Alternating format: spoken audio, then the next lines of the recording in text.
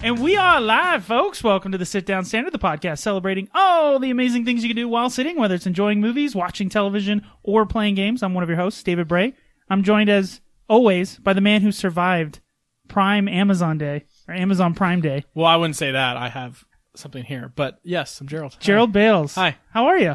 I'm here, David. Did you, speaking of Amazon Prime Day, you said you bought something. I do. If you were watching our YouTube, yes, we are on YouTube. Check us out. You would see the props I have here. I can't really show you this on audio. Oh, wait.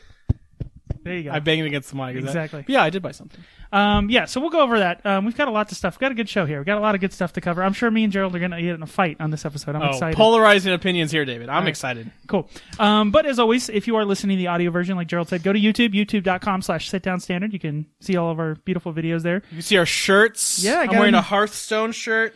David's wearing a shirt that I created. Yeah, you made this. Yeah, very cool.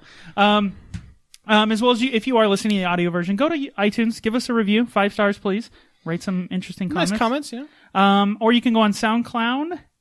I'm going to call it SoundCloud from now on. SoundCloud or Stitcher Radio. You can find all that good stuff. But just come to YouTube. Google Play. Mike pointed out to me that yes, it does work. One of our viewers did, in fact, check it out and make sure it is on Google Play. Yes. So it has been confirmed.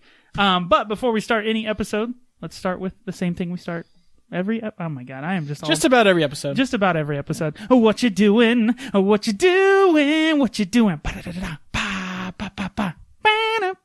We'll right, how long is this going to last, man? Right. I was going... 2 years from now, it's going to be like a 10-minute intro of you just like making noises. Yeah, exactly.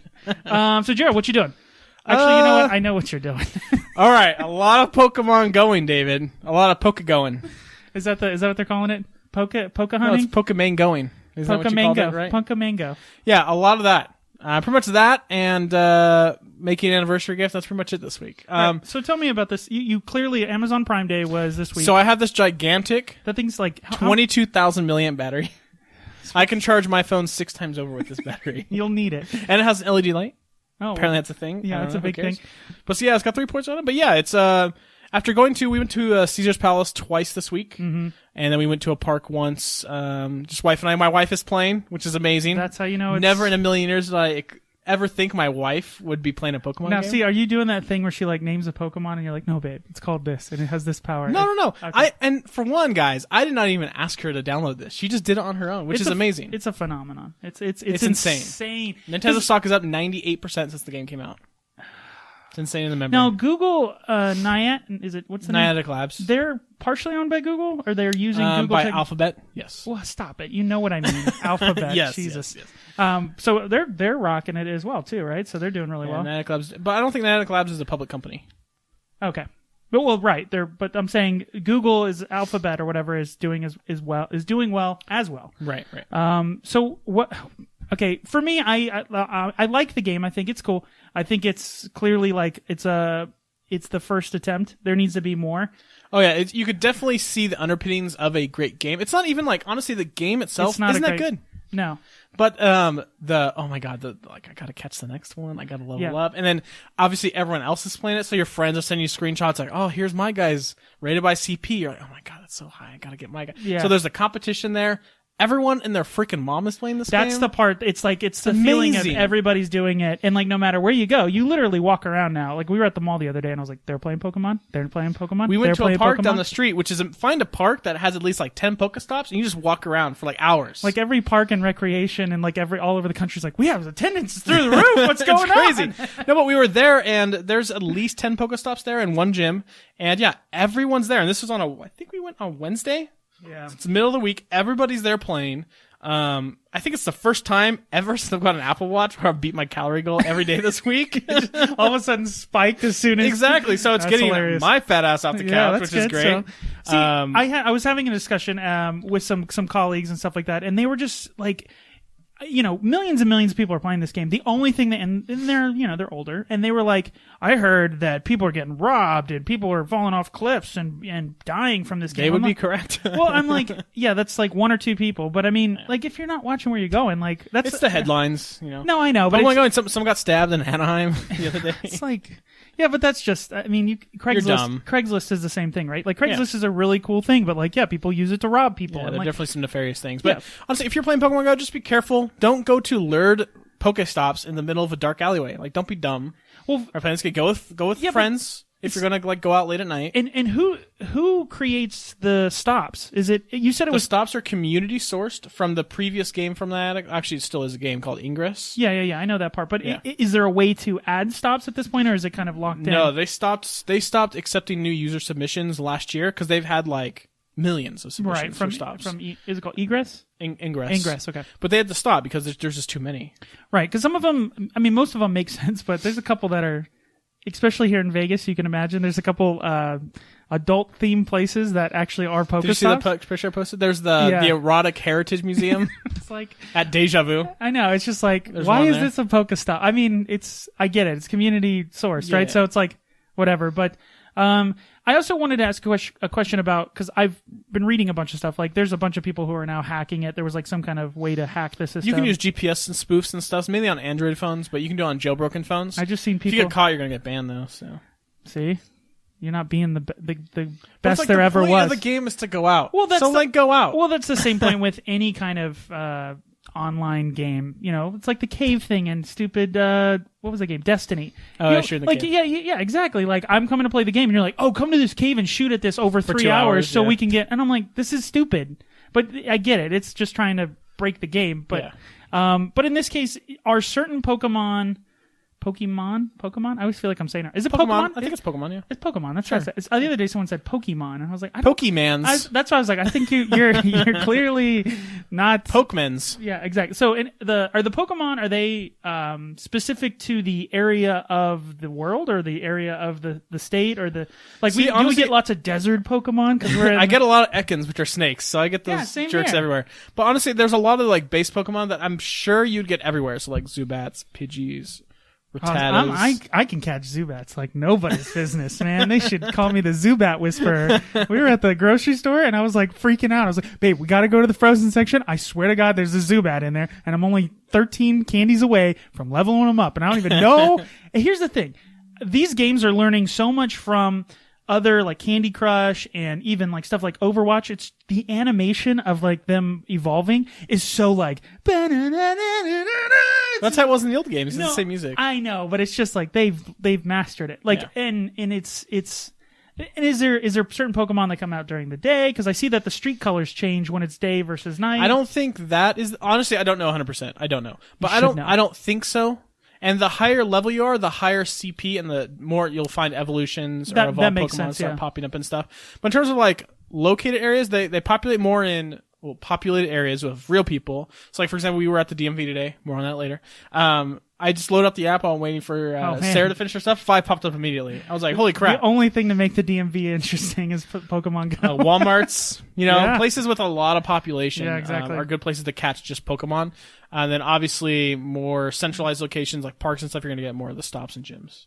But overall, you're enjoying it. You're having fun. I love it. It gets me out of the house, You're right. which is great. I work from home, so that's great. Yeah. It's addicting. It's the first gen, which like I grew up with, so it's all my favorite. I know all of them. Yeah. You know, Like I said, it's that sweet spot because we were at a restaurant today and I was playing. And the waiter came up and he's like, "Oh man, you like Pokemon Go?" And I was like, first of all, I was like, "How old do you think I am, asshole?" And then I was like, "Yeah." And he's like, "Oh, because older people it's kind of And I was like, "You're not. Stop digging up. Like you can't dig up. You're not helping." He was trying to because I think he kind of picked on like, "Yeah, I'm not that old. I'm this only game came out 31." 20 years ago. No, I know. And so I was it's like, at the point where it yeah, spans 97 generations. was when Pokemon came out. Yeah. I was like, I was pretty young. I mean, sort of. Anyways, he was talking about, he's like, "Oh, I'm going to California and I'm hoping I'm going to go by the beach and pick up all the water Pokemon." And I was like, wait, is it really like that? Oh yeah, it is. That's Bodies so, of water, like, you'll get more water types and stuff. Yep. that's so cool. Isn't it? And see, the only thing that this is, it's like, it feels like, because I played a little bit of like the Pokemon Red and Blue and stuff like that, and it's half of the game. Half of the game is catching them, half of the game is battling. And yes, you can go to a gym and you can battle, but I've heard it's just a button smash. Pretty much tap the crap out of your phone. And that needs to be refined. And then it also just needs to, and here's the thing, I think, it has it's better than most mobile games because I think of the IP and because of the phenomenon that's around yeah. it. But that's gonna have to at some point wear off, and then you're left with mechanics and maybe the IP. So they're gonna. I think they've already said their next thing that they want to do is trading between people. That's where it takes off. That's where it's going to get. But it already has taken off. But that's where I'm also worried that stick around. I'm also worried that this turns into like, with all the controversy that's going on with CS:GO, the Lotto stuff, and if there's some kind of, because I already think the microtransactions for $100 is like a little ridiculous. And like $10. I got $10 poker coins. That's fine, and that's the thing. I've gotten $10. Yeah, exactly, and that's why mobile games always get a bad rep because it's like, how much did you spend on the game? $5? Like, yeah, I played it for like 60 hours, so yeah, it was a pretty good deal. But people are like, I can't believe you paid for that. For that free app, blah, blah, blah. Yeah, that's my point. But that's beside the point. But I'm just saying, it's just weird when I scroll down and it's like $100 for like, I'm like, oh my God, like this is. And tons of people have, right? Yeah, they say if it's at the top grossing list, obviously they haven't released official numbers, but they're going to be making at least over $1 million a day. Well, the one thing I heard was, I don't know if it's because of the infrastructure and the servers that are having to be built and just generally the maintenance of, because it's everywhere. Like literally, it's a game you can play everywhere that affects everywhere you are. It just came out in 26 more countries today, and the servers were down probably until about 11 a.m. Pacific. Right, and I think the issue there is that obviously this, it's a good and a bad problem, right? You have this insane demand right now, which is fantastic, but they don't probably need to, because they know at some point that's going to fall off. Yeah, they know people are going to play it because they heard it on the news. Right. They're going to play it for a few days and get done with it. So that's why they've done. A lot of people complained to Niantic Labs like, you knew this game was going to be a hit. Why didn't you just create it's not going to be that super big server forever, infrastructure? Yeah. Servers are expensive, people. All that infrastructure is money, and it's very expensive. So they're going to start off at a good point, and as they add more countries, then they'll add more servers and all that kind of stuff until it balances out, and then they'll start releasing new there's features. experts. I'm sure they didn't see. There's no way they could have predicted this. No, because this is insane. Like the amount of people who are playing it and are. Like, it's all over YouTube. Like, every vlogger is talking about it. There's streams. I've seen Twitch streams, which has got to be annoying to set up. Yeah. Hope you have unlimited data. Yeah, exactly. Well, that's the other thing I was thinking. I'm sure, like, the cell phone companies are loving it. Yeah. Like, or hating it, depending on the traffic on the towers in certain areas. Yeah, but a lot of now, the companies, you don't have unlimited data, quote unquote. Yeah. So, for me, I think it's a fun thing to do. It's kind of like, oh, yeah, Pokemon Go. For me, it's not, like, at the front of my mind, but when I'm like, because I'm downtown a lot for court and stuff like that for cases, and I'm always like, oh yeah, I'm downtown. I should look around. Up and see if I have spots. Hold on, Judge. There's a spot right here. There's a lure on it. Let me catch this pitch real quick. No, but it's very and I'm not saying this in a negative connotation, but it's very childlike and like it's fun and it's simple. It's superfluous. Like it's almost a microcosm of like you're capturing and trying to collect things that you know what I mean? It's something about that makes it so much. It makes you feel like a kid, and everybody is a kid. Like I think that's why Pokemon is so popular, and like a lot of collectible stuff is popular, is because people like collecting stuff. It's fun. Yeah, look behind me. You know what I mean? Like it's fun. And then it's got a good just punch for every time you capture one, and sometimes they pop out of the ball and you go, oh crap. But I actually enjoy taking the stupid photos. Like I'm always like, Alyssa, my wife, when I have look, there's a Zubat in the water. Like, oh look, take a funny photo and send it to Gerald. I loved it. That's what I enjoy out of it. To me, it's the competition with my friends. Like we have a Pokemon Slack channel at work. They all like time their breaks. Like there's an Onyx across the street, guys. Let's go get it real quick. See, but that's the part that I think I can't remember something this popular so quickly and so enveloping of everybody I know. Like literally Facebook, every time I open it up, every time I go on YouTube, it's something about Pokemon Go. Now, some people are frustrated by that, but I think it's because they're not playing it. We were at the park, and while we were walking around like with everybody else looking at their phones because they're getting stops or catching Pokemon or whatever, this older couple was walking their dog like, oh, everyone's looking at their phones. I'm like, hey, I didn't say anything. Hey guy, they got us out of the house, all right? Baby steps. Right, and that's the part, like, I was talking... We'll all be wearing Microsoft HoloLens. Right, at some point. And now we don't have to be looking at our phones. Well, see, when I was talking, like I said, some colleagues I was talking to, they were kind of poo-pooing it, which was kind of... I was like... They were like, if a video game is the only reason you can hang out with your family and friends, then shame on you. I was like, wow. Like, yeah. That's, I thought that I was like... Clearly you haven't played it, and it's so much fun. Like, it's just silly fun. I think that's the part of it. It's so superfluous, it's so silly that it makes you feel like a kid again. Even if you... And I really wasn't into Pokemon, to be perfectly honest. Like, I watched the cartoon when it was on, but I wasn't... I wasn't... Like me. Yeah, I wasn't on my top 5 cartoons as a kid. But I clearly know the draw. I had other things. I collected Thundercats and Ninja Turtle. It's the same stupid thing. And then just they're like, well, you should read a book. I'm like, do you play any mobile game? Everybody plays games on their phone. And that's the Trojan horse of all of this, right? Is the idea that everybody technically is playing a video game. Yep. And I'm like, this makes it more ubiquitous with video gaming, and it shows, hey, if you have the proper IP, you have the proper, because honestly, it's not that great of a game. I mean, it's no, solid. Like, there's core elements like catching Pokemon. It's luck a lot of the time, especially when you get to the higher levels. The gym battling stuff, like you said, you're just tapping the screen as quickly as you can because that's the best way to attack. All that stuff is real basic, and I'm sure they're going to roll out more advanced features. It's just right now. But I think that's why it is popular, is because you can pick it up and it's so simple. Like I was singing, like when you twirl the Pokeball, it like does like stars, and if you throw it, it'll like. Did you see this? Yeah, you can curve the Pokeball. Yeah, I was like, does that add anything? Does that add like more capture rate? You get more XP. Oh, and this is the other thing. They don't hold your hand really in this game, like, which is kind of weird for like a. Well, the Pokemon Go subreddit, they'll tell you. I know. There's like everything I see is like 9 tips to Pokemon Go. So like Eevee evolves into 3 different Jolteon, Vaporeon, Flareon. Did not. You don't even know. Don't even know that. I have an Eevee. People thought like it's random. Yeah. Which one they evolve into in the game? You have to give them a certain stone, David. Oh God.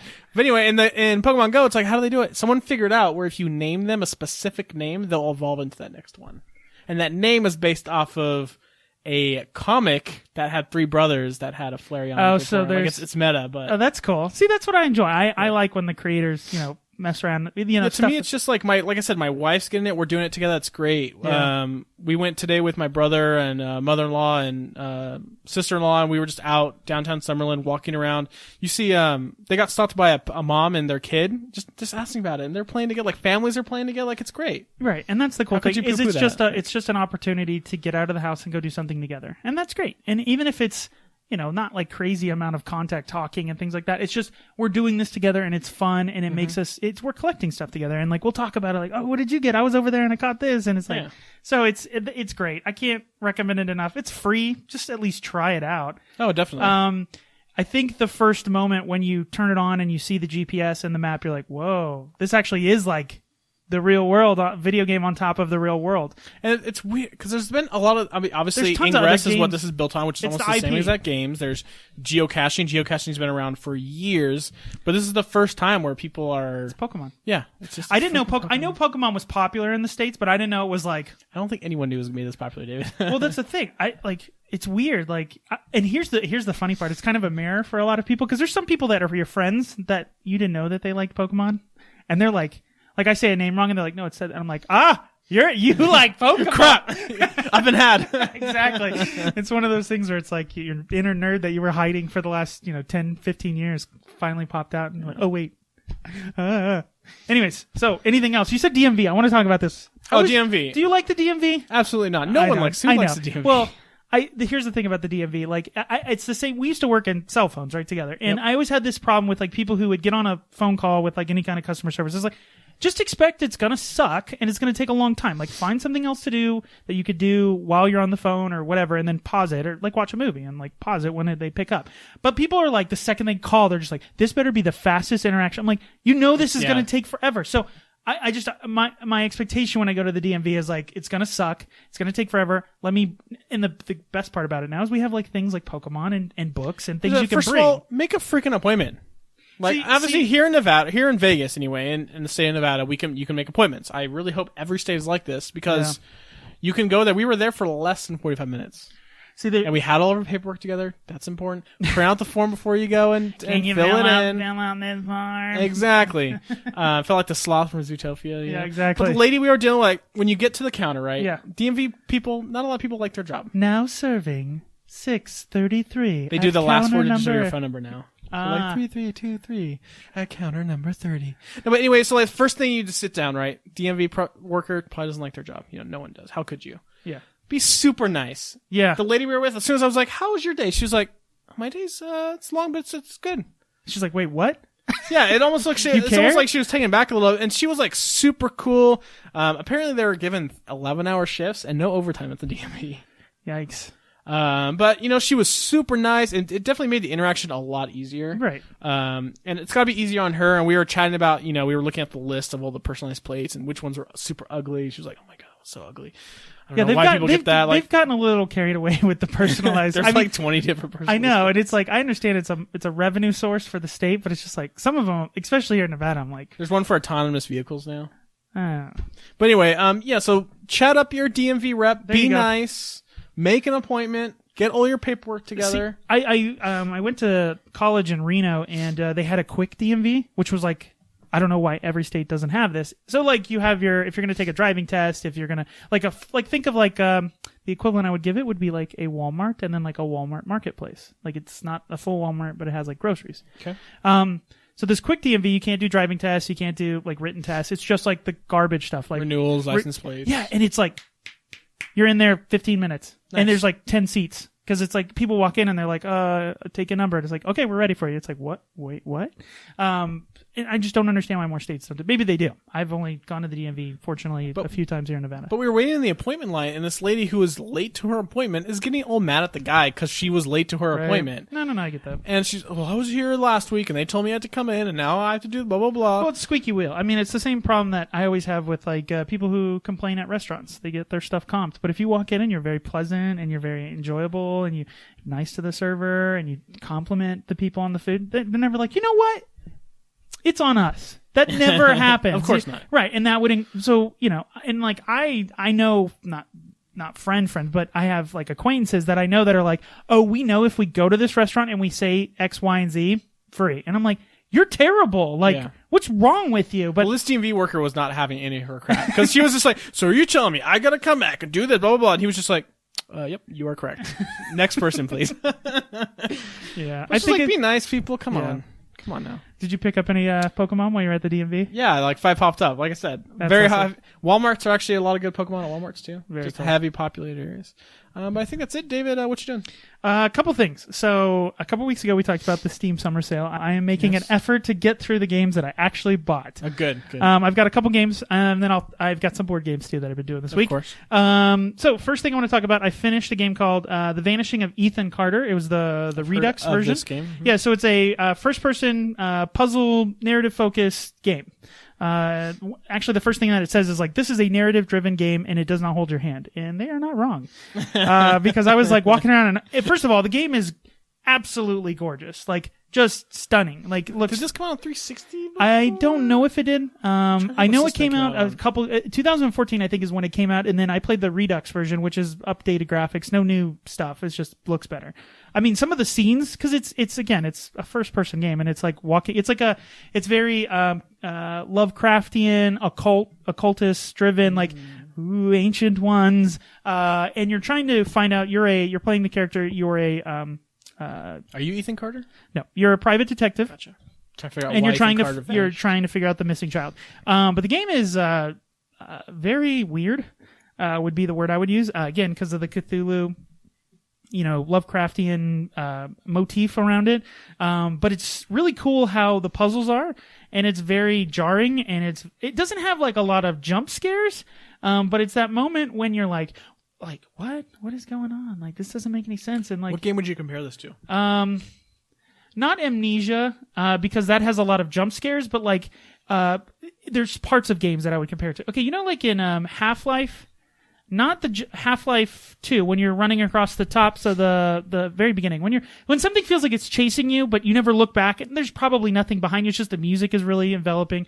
Dun, dun, dun, dun, dun, yeah, and you're just like, gotta go, and like the game is meant to, not make it so you get caught, but very simple but thought out puzzles. And it's about like putting things in chronological order. Like you see kind of into the past. That's like this private detective's ability. And so you're trying to piece together these scenes, in order so that it'll move the story forward.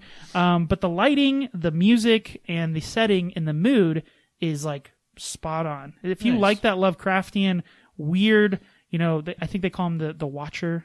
The Watcher, it's like, it's like, the people around the town or whatever are like, you can't stop him.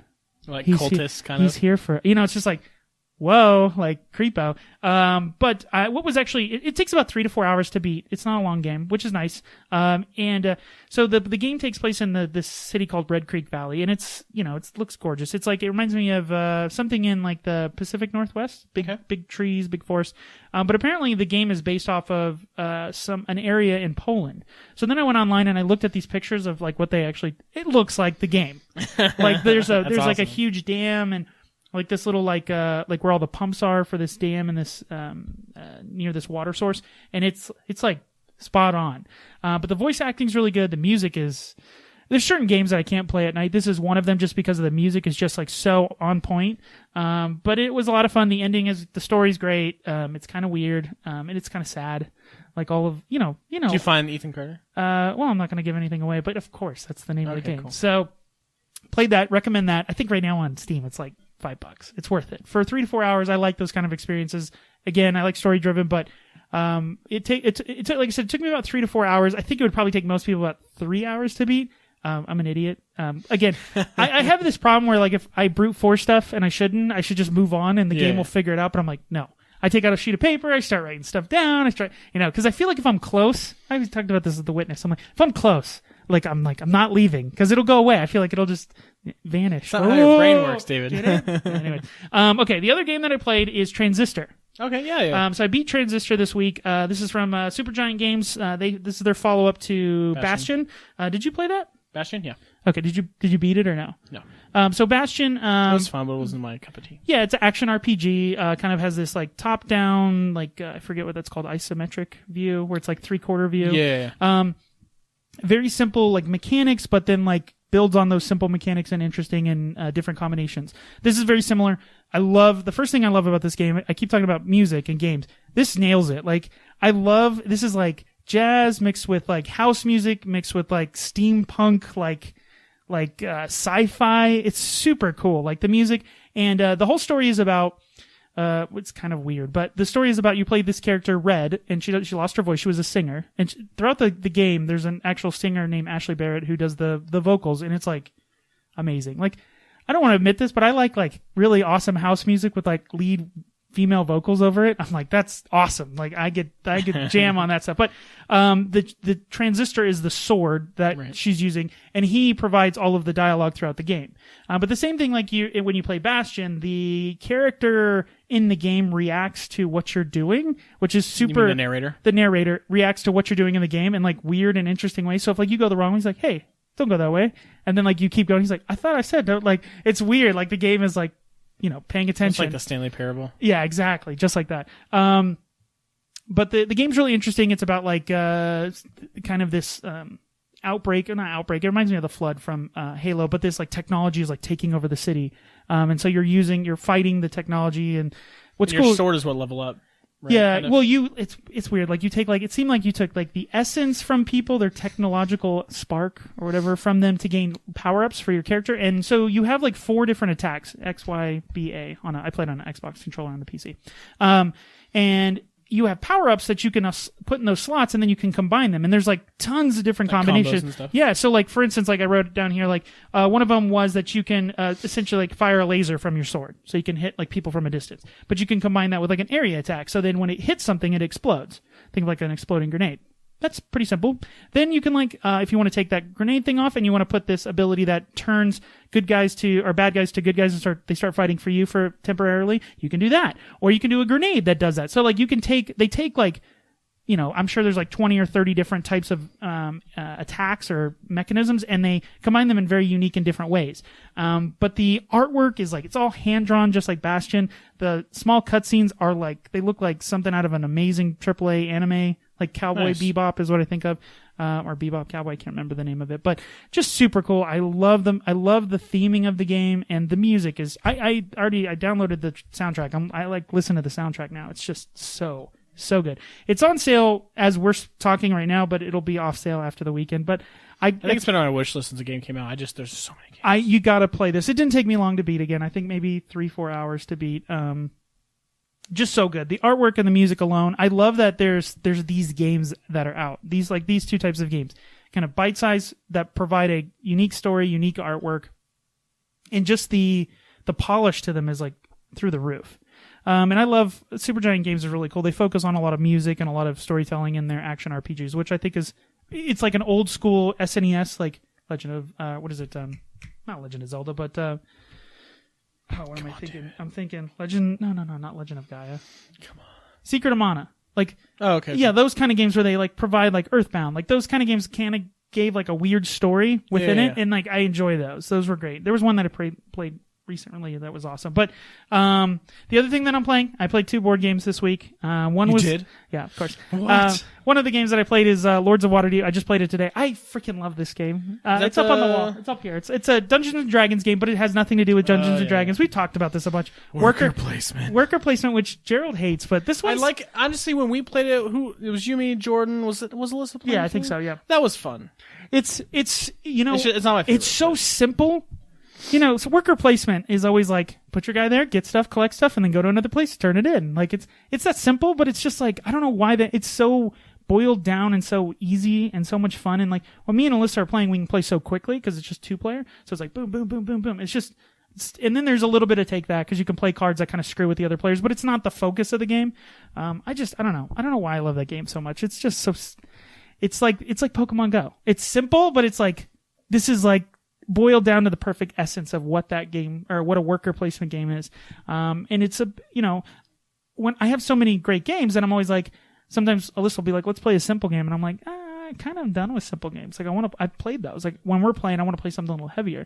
But for some reason, this one kind of, fits that window really well. I don't know why I enjoy playing it. It's like playing Mario. You know, it's like the original NES Mario. Like it's the most, simple game, but it's just like, I like the, just... I don't know, Lords of Waterdeep is not that simple to me, but I've only played it once or twice, so...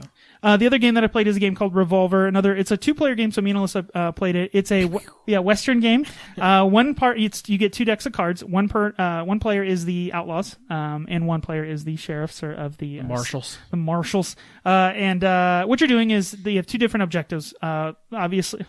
The sheriffs kill the other guys, right? Sheriff is trying to kill all of the outlaws. And the outlaws have 2 objectives: either get out of town, so there's like a time thing. You're trying to get to the 315 to, some other town or something, or you get rid of all the agents at the Mexican border so you can get out. So there's kind of 2 different ways you can win. But each turn you set up like there's battlefields. So like there's the bank, and then there's like the saloon, and then there's there's all these cards on the table, and you're trying to move from one spot all the way to the train station, but you have to fight all the way through all these different areas.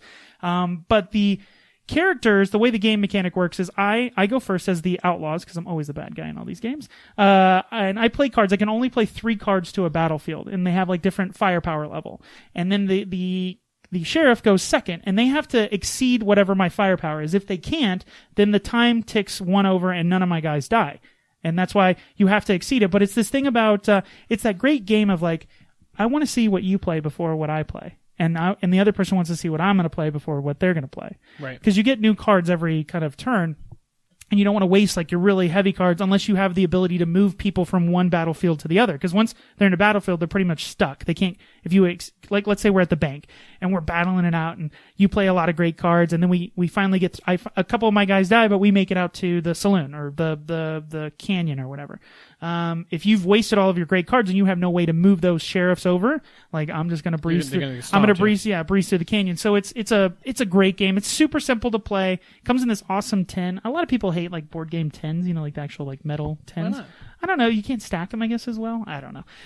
But I can't. You have a massive bookshelf full of board games. Yeah, exactly. Just go to IKEA. You'll be fine. But the artwork's cool. I love Western themes and games. It's just so much fun. And it's 2-player, so it's quick. It's easy to play. And you can play both sides. Both sides kind of, it's like when we play like Star Wars Rebellion. Each side has a, benefits and has disadvantages to it. God, we gotta play that again. Yeah, I want to get to that. We got to get to that again. It's just, that's the thing. I was talking about games like Lords of Waterdeep. You could probably play that 2-player, even 3-player in like an hour and a half at the most. Like Rebellion, you got to be like, okay, we got to set up a day, set up an afternoon. Get snacks. Who's going to need some snacks? Exactly. All right, so that's what I was doing for What You Doing. A couple, I do want to mention one thing before we move on. I got a chance to play on the Tabletopia stream with Paul Saxberg from Roxley Games. I played Santorini. I'll put a link in the video. Which one's Santorini? That's the one that me and you played. The where monsters. No. Oh. That's Nightmarium. Santorini is the one with the island, and you place like the little towers, and you're trying to get to the. Yeah. Yeah, it's a really abstract. Crushed you. You did crush me. Crushed you. Spoiler alert: I get crushed by Paul Saxford from Rocksley. Not surprising. You're terrible. I am. See, this is the thing. I gotta rub it in because, like, you obviously you're way better at board games than I am. But the few that I do win, I gotta just rub it in. I think with abstract strategy games, when I say that, it's like a chess-like game, right? It's not like it's a strategy game that's like purely like every move matters. And I think when that happens in board games, I get stuck.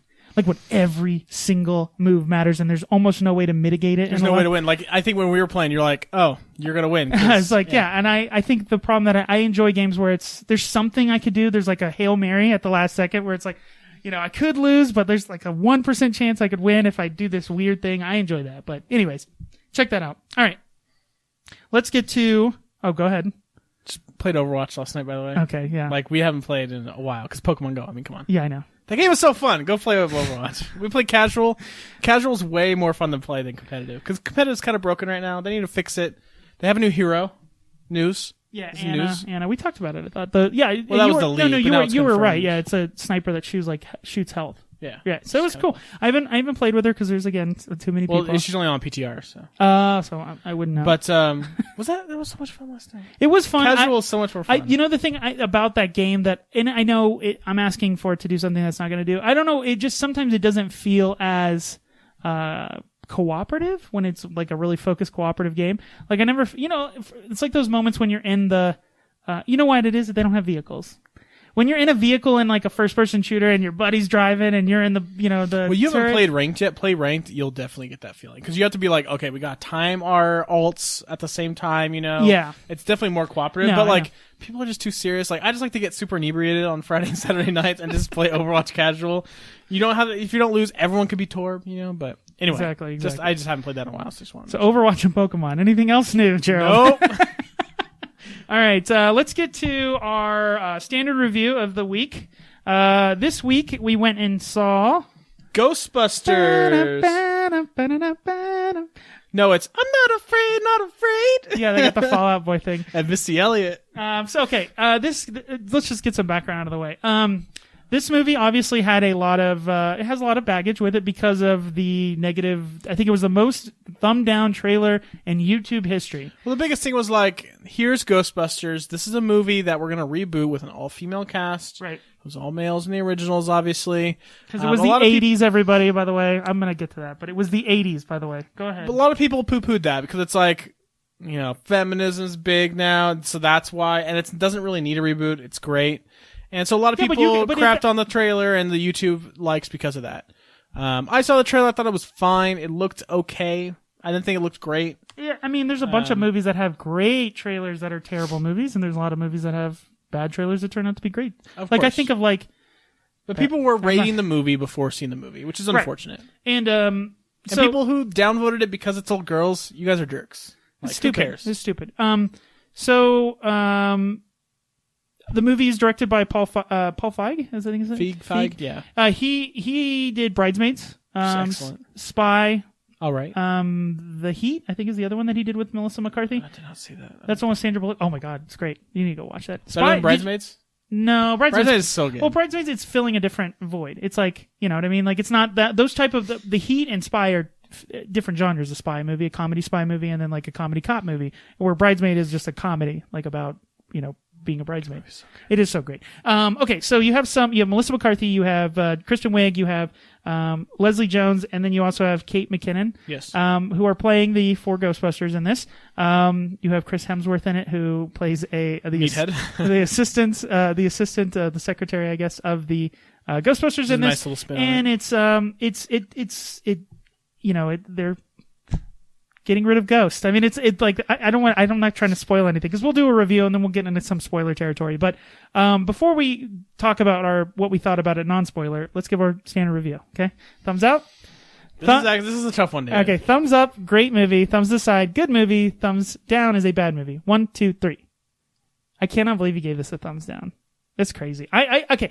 This movie for me is a good movie. I think it's almost a great movie. Honestly, I really liked this movie. I was smiling the entire time. there is a couple times it turned into a slight cringe because there's definitely some cringe-worthy moments in this movie. I will say, this movie pays homage to the original, but almost does it too much. Like, oh my God, you're almost like waiting, like, okay, who's the next guy? They said it. They did that thing. I thought it wasn't too bad. No, but they do it too much. They do too much. And here's the problem: it's serving too many masters. Whenever you make a reboot, this has always got to be a problem, right? You can't change anything, but you got to change everything, right? You can't do the same thing, but you can't change anything. I think the characters in this do just as good a job as Dan Aykroyd and the whole cast over there. I'm not going to name all of them. I have them all written down because we're going to talk about the old movie in a second. And it's going to be hard not to compare this to the original because, again, it's a reboot. And they have so the biggest thing with the whole reboot kind of thing is the trailer sold us on the fact like 30 years ago. Right, and it's not set in the same universe. And it's not. But they have these callbacks which are fine. They're but you said they're a little too much. But yeah, it's kind of annoying the fact that it wants to set itself apart from that, do its own thing, but it relies too much on the callbacks and stuff. And you're like, you guys got to pick one. You got to make it its own thing or make it a in the same universe thing. For me, pick one. Kate McKinnon. She plays. Her name is Gillian Holtzman. She's kind of like she's the engineer. So she's like the goofy. Is this her first movie, by the way? No, well, she's on SNL. Yeah. So, but I think she's had other. This is probably her biggest role in a movie. It's fantastic. I love every scene with her in it because she's a goofy character. She's the engineer that loves being an engineer. Like it's so much. I left comments like I almost out of it. I'm like, she was just so weird. I'm like, that's the character. Right. And she's inappropriate at most moments. You know, where everyone's like, oh man, she's just like giggling and stuff. And right. Exactly. Doesn't take anything seriously. Right. I almost wish there was more of her though. Yeah, I agree. I mean, obviously, Melissa McCarthy and Kristen Wiig are going to be the top billing. And you can't overstage them. And this is the thing: is like Dan Aykroyd, Bill Murray, Harold Ramis, Ernie Hudson. All of those guys have great chemistry in those movies. Like you can tell. Now, clearly, Bill Murray and Dan Aykroyd work together. SNL and stuff like that. And you do see like Kristen Wiig and Melissa McCarthy have some really awesome moments. This movie. As much as people hated the trailer kind of ruined some of the best, funniest jokes in the movie. Oh, yeah, definitely. That's one of the things I mentioned. The trailer has all the good scenes in it. I don't think it does. There was actually, what's interesting is this, and I'm seeing this more, the trailer has a lot of scenes that aren't in the movie or are at like the end. Like almost extended. The end credit scenes. Like some of those trailer scenes are in the end credits, which I'm like, bravo! Like you're like that's smart. Don't show us. The trailer did give us after seeing the movie. The trailer did give away a majority of the funny stuff. Of course, but you were talking about the chemistry. The chemistry between these four girls or four women, I should say, whatever, is not nearly as good. Like not nearly. Like the chemistry definitely missing. Kristen Wiig and McCarthy had a good chemistry together, but the other two. I can't stand Leslie Jones. I loved her. I thought she was... Every line is in all caps on her script. It must be, because she's screaming every line in this movie, and it's annoying. I thought whenever I'm watching these movies, I'm like, why was that in there? Why? Just cut that out. Like, it's not funny.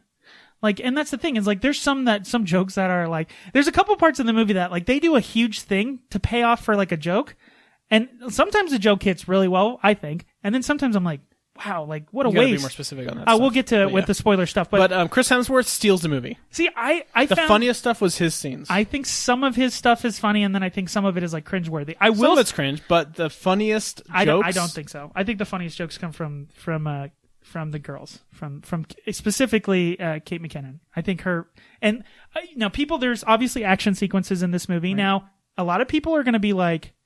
Because it's a little kind of over the top for Ghostbusters, but you have to remember, Ghostbusters was in 1984. Yep. Now, the special effects, we'll get into that. We're going to talk about the old movie a little bit later. Special effects do hold up, some of them. But it was the 80s. It's 2016. Like, you have to do an action movie. Like, you have to do, and I thought the action sequences were great. I loved them. I think they looked great. I think they were fun. I was like, yeah, like, because every kid, I had the proton pack. Right, I had the uniform. I went out on a Halloween and dressed up, and I pointed. Yeah, every kid wants to take a proton pack and point it at somebody. But you get to see it in 2016, and it looks amazing. It looks great. Yeah. The CGI in this is great. The ghost looks great. There's just some weird things about this movie that feel like it wasn't edited enough. Like there's certain cameos in this movie that are just out of place and not necessary. I'll mention just one, and this really isn't a spoiler because they've shown the scene when they're at a rock concert. Mm-hmm. Like, there's 2 seconds of Ozzy Osbourne in it that do not need to be in this movie. Do you know what I mean? Wasn't that a callback to the original? No. Well, it's Ozzy. Like, it's just why? Why is he like? And there's a couple. The other thing I wrote in this is like there is a bunch of big name actors that have extremely small roles in this movie. Like Andy Garcia's in this movie, Charles Dance is in this movie, and they're in it for like 2 seconds. Yep, that's the name. And it felt like Star Wars. You know, like Star Wars now, there's like, oh, who was Tom Cruise was in a Stormtrooper. Daniel Craig was one of the Stormtroopers. I think it's probably people. That's more of a joke thing. Like, I'm a huge Star Wars fan. Give me that armor, please. And that's the thing with it was always going to be a problem with Ghostbusters because people have such love for this IP. I love it. I played all the games. I watched the real Ghostbusters, the cartoon. We'll get to that. I played all the games. I dressed up as a kid. Wow.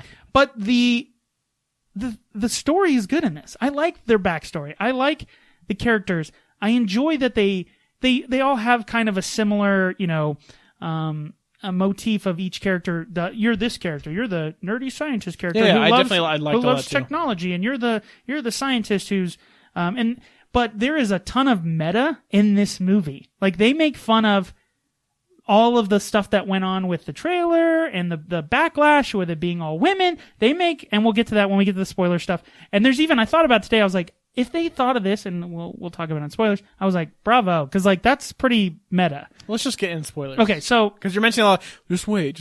Okay, so all right, so if you did not see that, well, go ahead. What do you want to say? They are trailing, or they probably not going to get #1 spot this week, but they did hit Friday, looking at probably a $46 million opening. They think if it needs to get over 50 because of the budget. The budget was pretty high in it. Yeah, but 73% Rotten Tomatoes, certified fresh. So yeah, it's a good movie. Like it's I think it's a great Ghostbusters movie. Like it's a good movie, quote unquote, right?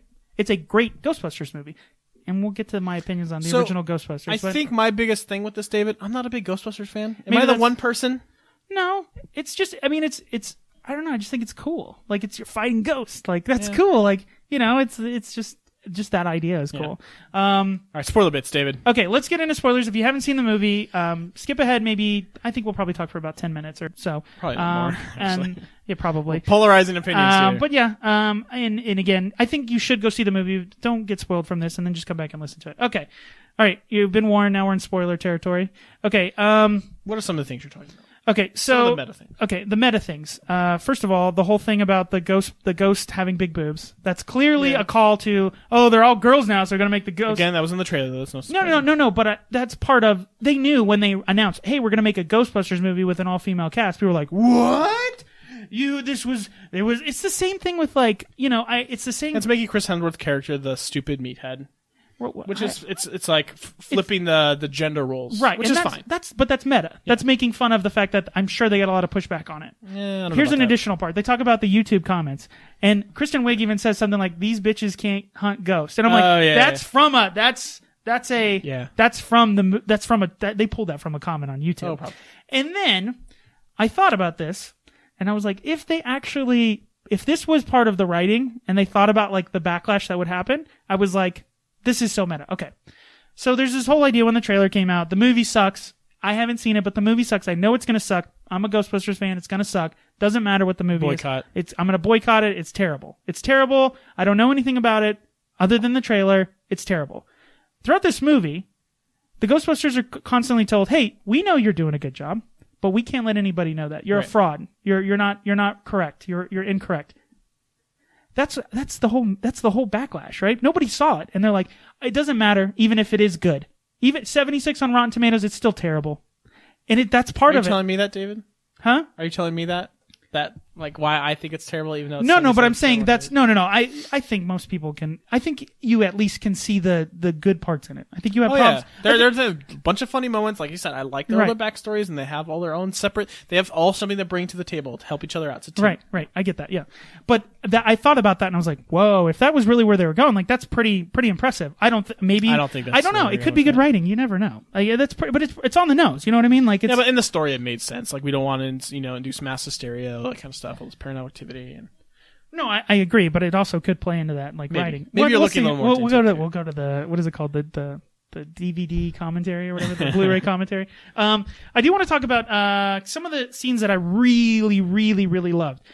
They did keep, because the original Ghostbusters, we'll get into this, had some really like actually scary moments, like not for kids, like kind of a little jumpy. Yeah, and like there's a couple scenes in this that are like kind of terrifying. Like I'm not. I think Sarah jumped when this is in the trailer because again they ruined the trailers. Ruined movies. We're in spoiler territory, so you're okay. No, I'm just saying like this was in the trailer, but when like the ghost throws up, I jumped. Wiig, yeah, Sarah jumped. I did. I was like, oh god, like I didn't expect because just the. Do you know why I didn't jump, David? Because I saw it in the trailer. So did I, but I'm saying it's still just it's those moments. But. No, but like the very first scene with I love the guy from Silicon Valley. The Office. And yeah, Silicon The Office. Gabe, he's in it. This yeah, guy. Yeah. Gabe. Yeah. He's in it, and it was great. Like that whole scene was kind of creepy. Like it had the door, and then the door shakes, and the screaming. Like that's not for kids. Like that's creepy. Like that's kind of an homage to the original because the original has like the terror dogs are freaky and like the whole Zool thing.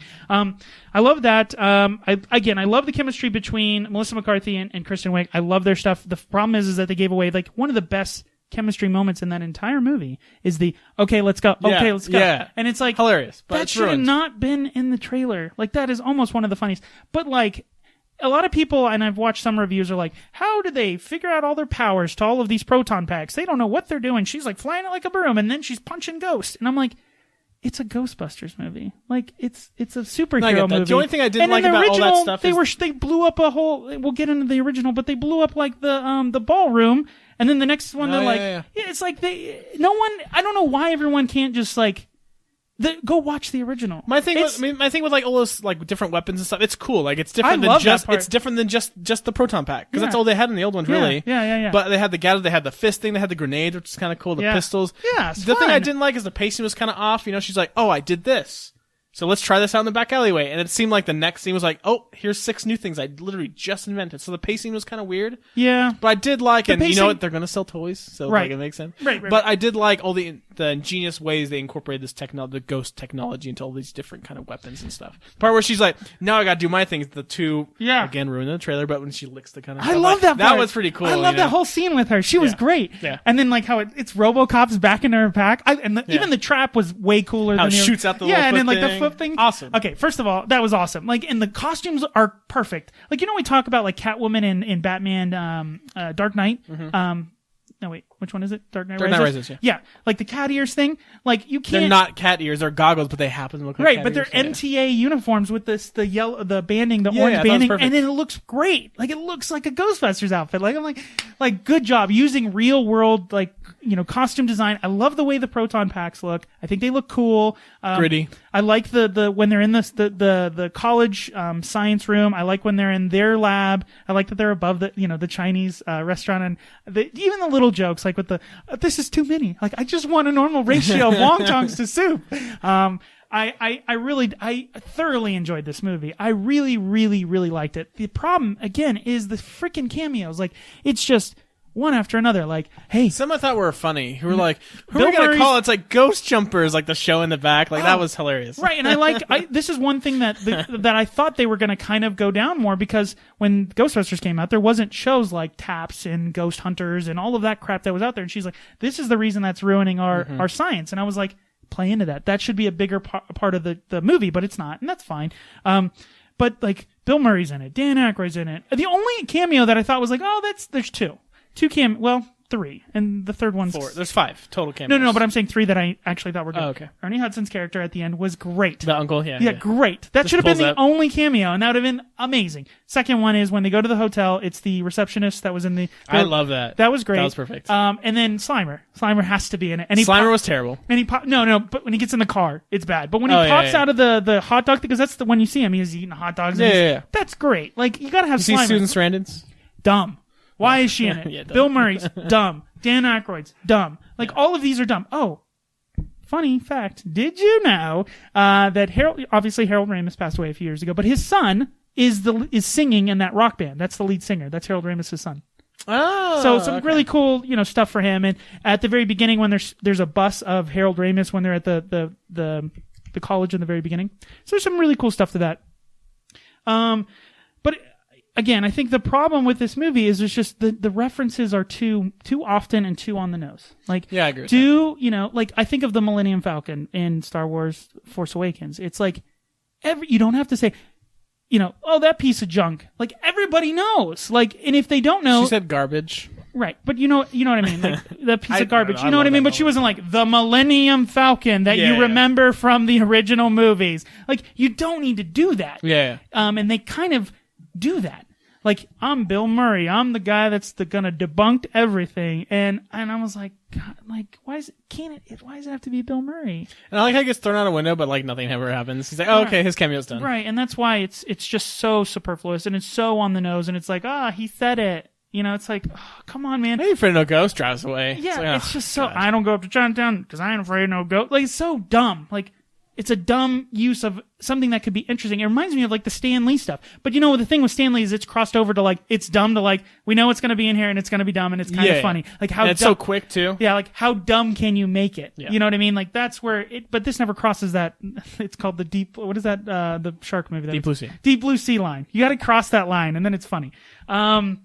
So, for me, I think it's a great movie. I enjoyed the action sequences. I think it fits that perfect window of comedy, action, and horror. Honestly, there's some pretty stuff that, I don't know, it doesn't lean on that as much as it could, but I think there are moments where I was like, what'd you think of the bad guy? It was just kind of weird. I didn't really get it. Like, I get it, like, he's trying to bring about the end of the world and bring like a... Kind of, but like, why? What was his motivations? He was just a creepy guy. He just hates the world. One of the lines I love is she's like... And like, when she's like, oh, come here, you virgin, all this, I'm like, do we really... Is this really the stereotype we're doing for this? Yeah. No, I know. I just like the part when McKinnon or Holtzman says, it's bad when the smart ones go evil or something like that. It's like, that's cool. Like, I like those kind of the dialogue. But I thought the end scene was the only thing. I loved the big ghost. I liked it. You know, pick a form and, you know, just like the original movies. Then they shoot him in the dick. They shot him in the dick. And I was like, this is stupid. Is that where we're aiming? Yeah. I'm like, oh. Yeah, like I said, there's some moments where it's like cringeworthy, and all they had to do was shoot him in the hand. I said shoots ghost in dick to end him. Really? Yeah, no, I agree. Can I talk, David? Yeah, there's a lot of product placement. H&M, product placement is ridiculous. Papa John's, but that's every movie now. Every big. No, I know, and that sucks. So I'm not going to dwell too much on that. Like I said, I mentioned Leslie Jones. I can't stand her. I liked her. I guess that's just her shtick. She screams every line. I love her. I thought she was great in it. Annoying. It got to the point where it was very annoying. All funny moments from the trailer, which sucks. I said Kate McKinnon weird on screen, but that's her bit. I thought she was fantastic. But the third act of the movie where you're battling those ghosts, there's no tension. Like, there's no tension in the movie. There's no damsel in distress. I guess the city maybe, but there's no... I love the line. There's no tension. Don't be the mayor from Jaws. Don't you call me the mayor. That was funny. There's some great moments. Like there was a weird editing, like in that scene where Kristen Wiig is like grabbing onto the table. She's like sweaty, right? Yeah. And then cut to Andy Garcia, cut back, and her shirt's more sweaty. Yeah. Cut back to her again, shirt's not sweaty. It was like editing kind of weird, which should have been caught in the editing booth. But I said the humor was great. Chris Hemsworth steals the movie. All of his bits were hilarious, Kevin. I thought some of it was too often. Like I thought it was. Stuff toward the end was kind of weird. Yeah, but the beginning where he's like, "Oh, I removed my glasses because they kept getting dirty, so of course I removed it." Yeah. Or he's like, "Oh, I can't hear," and he grabs it. He holds his eyes. So loud. Yeah, like hilarious. But it reminds you know, an aquarium is a submarine for fish, right? Like awesome. All those bits, and he's pretty funny, and we've seen him be funny in like Thor and stuff too. Yeah. So that's. But the biggest things for me, like I said, the chemistry was off on the four people, which is really disappointing. But maybe the sequel, which there's a notable sequel. Did you see the end credit scene? Did you say Zool? Yeah, that's great. So there's going to be a sequel. Their chemistry will be better. So I'm holding on to that. Stop screaming Leslie Jones. As long as, they keep her volume down a little bit, in the sequel, then yeah, that's fine. It's just, I don't know.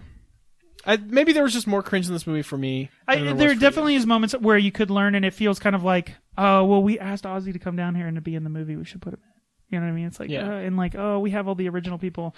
But I think, hopefully it does well enough, and I think it will do well enough. I think it's gotten, I think the positive, not completely fully positive, but positive-ish reviews will help it out. So I was surprised by the Rotten Tomatoes score after seeing the trailer. I thought it was going to be a worse movie. Right. It just, for me, it wasn't my cup of tea, but I give a thumbs up to Independence Day Resurgence, so...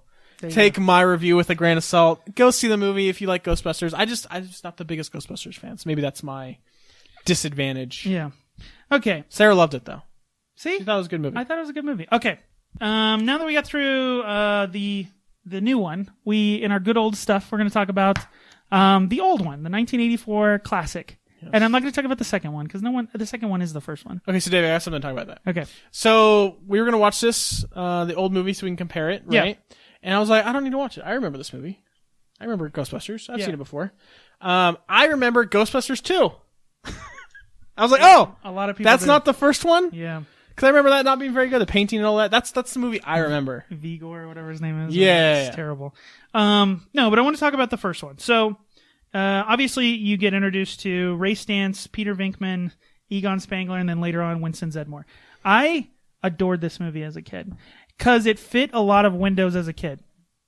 It's a scary movie, which I'm not supposed to watch as a kid. It was funny. It had cool action. And it looked amazing. Yeah, when I was watching the movie, it holds up, like you said. Most of the time, it holds up. Certain parts hold up. Like the ghosts and stuff don't, but what are you going to do? Well, it's the 80s, but... Right. And like the proton packs, the beams look insane. They look great. They look amazing. Yeah. And I was reading some stuff about it. The guy who was a special effects guy worked on Star Wars, who worked at ILM. Mm-hmm. And so he was like really into it. But there's the part that looks terrible is the terror dogs. It's really bad when they go from the like almost looks like claymation, and then you see them like the portal, right? Or yeah, when she opens up the door and the dog, right? And so that part's weird. But this movie, the terror dogs are still pretty scary. Like that scene is when she gets sucked into the door. Mm-hmm. Like it's not scary by like our standards now, but like go watch 80s horror movies. That's what happens. Like I think of Friday the 13th. Everything now is jump scares, but that wasn't the thing back then. Right. And like little kids walking weird. But the movie does not hold up in some respects as far as the CGI, especially. There's parts that I was watching, like the fight scene with the Stay Puft Marshmallow Man. There's rocks falling. And like there's a specific scene where like a giant rock falls and then it bounces off like a wood like police thing. And I'm like, okay, that's clearly it looks fake, you know what I mean? But I watched this movie like Bill Murray's a dick. Like his character is a dick in this movie. Well, yeah, he's a misogynistic. He's just about getting the girl, and he's just about using science. It's just like I just didn't remember him as being that much of a. Well, I think his character. So when you look at these arcs of all these characters, you have Dan Aykroyd's character Stance, who is like he's the high energy. He's me. He's the high energy guy. Doesn't add a lot to like the science part of it. Well, he does, but you know what I mean. He's so excited by ghosts. Like when everyone's running away from ghosts, he's the one that's like, oh my god, I want to see a ghost. You know what I mean? And then you have Bill Murray, who's kind of like in it to kind of be the huckster, right? Is there a buck to turn here? Like, how can we figure out a money strategy here? Just thinking, the new Ghostbusters did not have a Bill Murray character. Sort of. I think Kristen Wiig and Melissa McCarthy fit that same Dan Aykroyd mold almost. Yeah. So, and then you have Egon Spangler, who is, the nerdy. He's almost like Spock, right? He doesn't show any emotion. There's one line in there. He's like, I'm so terrified I can't even explain to you a solution to this problem. And it's just like totally straight face. Like it's like perfect, right? And then obviously Winston, because he comes in the first movie, he really doesn't get a lot. Like to be honest, he has one amazing line, which is, when God, I can't remember the bad guy's name. I just watched it the other night. He asks Ray Stantz, he says, "Are you a god?" And he looks back at Bill Murray, and Bill Murray's like, "Yeah, tell me, yeah." And he's like, "No." And then he gets shocked, and they shoot back, and then Ernie Hudson's character goes, "Ray, if anybody ever asks you if you're a god, you say yes." Like, there's so many really good moments, but this movie is not beating you over the head as we're a comedy. Yeah. Like that's the one thing about the newer version of the movie is kind of like it's a comedy. It's a comedy. You know what I mean? Where it is a comedy, but it's subtle. It's subtle comedy. Yeah. The music in this movie is amazing. Like it is so 80s. Trying to Fall Out Boy Missy Elliott, David. No, the original Ray Parker, and even like the score and the other parts in the movie are just like it's great. And by the way, I'm glad that they opened the new Ghostbusters with the old theme. Yeah, you got to have the Ray Parker theme, not the Fall Out Boy one. God, that's terrible. Yeah, it's pretty bad. But I do think they kind of we talked about it in the non-spoiler part of the review of the new one. Is just they lean too much on the music. Like they repeat that. I hear the Ray Parker theme like throughout the whole movie. Yeah, it feels like I'm playing the old NES game, which just played that song on loop, which was a bad. Oh my god! Yeah, no, it was really bad. The librarian scene, I remember as a kid being terrified of that librarian, get her. And then it turns, I was scared as a kid. And I watched it and I was like, it's still kind of scary. Like she looks spooky. Yeah, she looks creepy. But it's that fish out of water where like they're scientists. They're not Ghostbusters. You know what I mean? And it's like, what do? We didn't think we'd get this far. No one ever believed that we would actually capture a ghost. And like, what do we do? And like, it's fun it's the same thing of like every superhero movie of like them learning how to use their powers and then like being successful and getting over hurdles. You love these origin stories, David. I do. I enjoy them when they're done in a way that's fun and exciting. Like the learning the power scene in the original movie is the Sedgwick hotel scene. They go in the hotel ballroom and they shut the doors and they're just destroying the ballroom, right? And they're like, we're going to take care of it. And then, that's when you meet Slimer and Slimer's running around and he looks great in the old movies. I don't know how they did it. I know it was like an actual effect. Like they actually had like a puppet and then they did like an effect over it. So it has like that see-through effect. But there's a moment, you'll see it. they're blasting him and he's running away. And then there's a moment when he's in the near the like that's the ceiling and he's going like it's so funny. It's just like this ghost is out of breath from running from the proton beams. It's great. Like it's so much fun. And that's the thing about these movies is like they're silly, they're stupid, like they're it's Ghostbusters. Like that's what people like think, and this happened in the new one. It's people like that's not realistic. It's like it's ghosts aren't real, kind of. You know what I mean? Right. Like that. Of course, it's going to be ridiculous and it's supposed to be fun. I know, and like I think because of the controversy that surrounded the new movie, it just feels like we're not allowed to have fun. We love that thing and we had fun with that, so we can't have fun with anything else ever again. And it's like, dude, did no one go see the new Star Wars? Like, it's the same. You can do the thing. Yeah, you can do it. It's okay. Like, I don't understand. And it's weird. The backlash just seemed like Ghostbusters is just one of those holy things you don't touch. It's not. Dude, it's not. And it's a maybe, movie. Maybe because like Star Wars was already destroyed with the prequels. It's been bastardized, yeah. So it's like, oh no, we're ready for a good one. But but it's just maybe Ghostbusters was just seen as I have difficulty saying this because, like I said, I wasn't a big fan. But was it this? I mean, you were a big fan. Was it a sacred thing? You're like, don't touch this, don't ruin it. I don't. Well, here's the thing: is like if when I'm watching the new one, it feels like there's care and there's love and there's homage and there's new takes on it. It's just. It needed to be fun, and the movie was fun. As much fun as this movie is. Like, it's the one-liners when, people are, I think of, like, we came, we saw, we kicked its ass. Like, those are great. Like, like, and it has the Independence Day moments. Like, let's show them how we do it here in downtown. Like, Bill Murray's, like, great line at the end. Like, there's really bad. And, like, I think it's always, nostalgia provides the most rosy-colored glasses of all things. Yeah. And, like, you go back and you watch an old movie or you play an old video game or whatever, and it's I don't remember it being this terrible. Right, and it's just like, oh, this is bad because I was a kid and I loved everything as a kid because I was a kid. Right. And that's a big problem with a lot of pop culture now is like obviously it's reboots and stuff like that, but everybody has this like you can't. And here's the thing, like, yes, you're a fan, but like you didn't make the movie. Like, it's not you don't have, any stake. I get, this is a whole different discussion of you're not entitled to anything. You know that? Like, it's whatever the person who's creating it wants it to be. Right. Anyways, music was great in the original. I love the firehouse. That's like the fire, the pole. Like, does the pole still work? Yeah, it's great. It's so much fun. I cannot tell you how much I love Ghostbusters. Now, I did want to talk about a couple other Ghostbusters things since we're on the topic. Did you ever play any of the Ghostbusters games? Sega Genesis, the new one that came out for Xbox? No? Nope. Oh my god, these games are great. The only problem with them is that they would play that stupid Ray Parker 8-bit song. I heard there's a new game out right now, and it's terrible. Like, based on the new movie. Well, the one that came out for Xbox 360 was actually, essentially, was the third movie. They had all the original people doing the voices, and it was actually a lot of fun. It was cool. They were, it's like a variant. It takes place during the same universe, but it has different storylines and beats, and you can go see some of the areas that are in the movies. But it was great. But I want to talk about the cartoon. Did you ever watch that? Nope. Oh, come on, man. What channel was it on?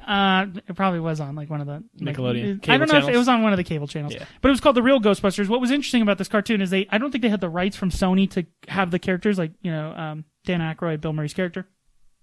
So they had like these characters that kind of were like the same like arcs, same characters, but they didn't look the same and they couldn't sound the same. But I remember that show was great. And there was a couple episodes of that I was like creeped out as a kid. Like it was really? It was like kind of creepy. Like the ghosts look weird. Like they look like creepy monsters. And I remember like there was some really interesting stories. Like I remember I was like, oh, this is like deep. Good story arcs. Like a good story for a cartoon. You know, it's like, bad guy shows up, beat the bad guy. Has we talked about this bad Monster guy. of the week. Yeah, exactly. So if you have a chance, go watch it. I think it was on. I know it was on for a number of years, but I remember watching like the first 2 seasons not that long ago. I got into like a mood where I was like, I'm gonna watch like Thundercats and Real Ghostbusters, and I'm gonna get all the DVDs and watch them all, and realize that all these cartoons are terrible. Yeah.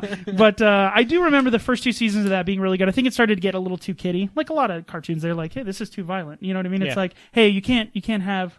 What's going on? No, you're looking up. I'm like, what's? Sorry. I thought there was like a ghost in here or something. But I had all the toys. I had all of the. It was great. I just remember like. It was so much fun. The Ghostbusters were so much fun, and that's why I'm glad that the new movie is fun. And you should go see it, man. Just go see it and enjoy it. I want this movie to do well because I don't want this franchise to die. I don't think it should die with. It's not going to. Hopefully, it makes a lot of money. It's banned in China. No, really? Yeah. China wouldn't allow because they don't like. There's a law about a cult or cult-like activity. Well, probably not. That's the second market in the world. So that's huge, exactly. Which is unfortunate. Well, that's a big deal now that I think about it. Yep. They banned it like straight up. Yep. I wonder if that makes it like more desirable. Like it won't make as much money, but like banned movies. It's like burned books, Yeah, like, but China, don't you get like thrown in jail? I don't know. It's probably pretty get bad. Shot or whatever. All right. So, anything else you want to say about Ghostbusters? Old, new? Anything else? Nope. All right. You weren't a big fan. I'm surprised. I thought that fit your window. Maybe it was just a little bit after your time. Yeah. Go see it. Go play Pokemon Go. Definitely go play Pokemon Go. Speaking of capturing and get a bunch of your friends together. Team Valor. Join Team Valor. The other ones are jerks. No, Team Mystic. Blue, guys. No Blue way, before man. red. All the way. Red before dead. Come on. No. Okay, well, that'll wrap up our show. Again, you can always send us emails. Remember, we have Ask Sit Down Standard. You can get a $5 gift card to Steam. Yeah, email us a question, guys. Come on. Yeah, anything it's you been want. a few weeks now since we started this. Not seeing any questions. Come on, guys. Yeah, send us an email. You can even do it in the YouTube comments if you want. And then check out all the stuff that we talked about. Let us know what you thought about Ghostbusters. I'm interested to see what everybody else thought. I think it's obviously going to have mixed reviews, but I think generally it'll be positive. Send me, Gerald, personally, some of your Pokemon Go experiences. Yeah, I'll read them out. Definitely. And then the email is? sitdownstandard@gmail.com. So send us your emails, questions, comments, concerns, Pokemon photos. Let us know if you catch a Mewtwo. Send me some ridiculous CP stuff, guys. Come on. Yeah, I want some. Yeah, definitely. Over 2K. I'm like at 200. Until next time, bye. See ya.